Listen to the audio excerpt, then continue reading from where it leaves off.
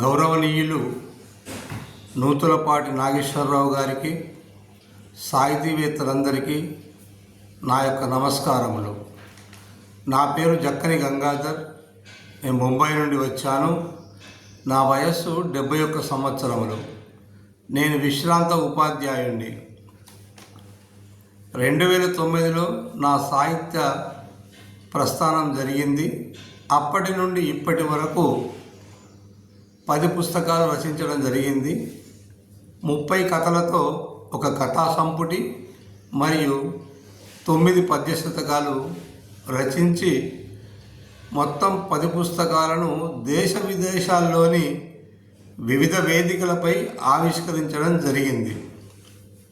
ప్రస్తుతము నూతలపాటి నాగేశ్వరరావు గారి సంపాదకత్వంలో నేడు 2 పుస్తకాల యొక్క ఆవిష్కరణ ఘనంగా జరగనున్నది. ఒకటి కథల పరిమళాలు, రెండవది కవితా కెరటాలు.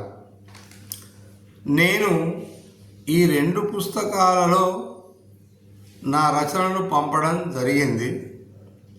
ఈ పుస్తకాలు గౌరవనీయులు శ్రీ నూతలపాటి నాగేశ్వరరావు గారు చాలా కష్టపడి, చాలా శ్రమించి వివిధ రాష్ట్రాల్లోని స్థానికంగా ఉన్నటువంటి యొక్క రచయితలను, కవులను సంప్రదించి వారిని ప్రోత్సహించి వారిచే చక్కని కథలు, చక్కని కవితలను రాయించడం జరిగింది.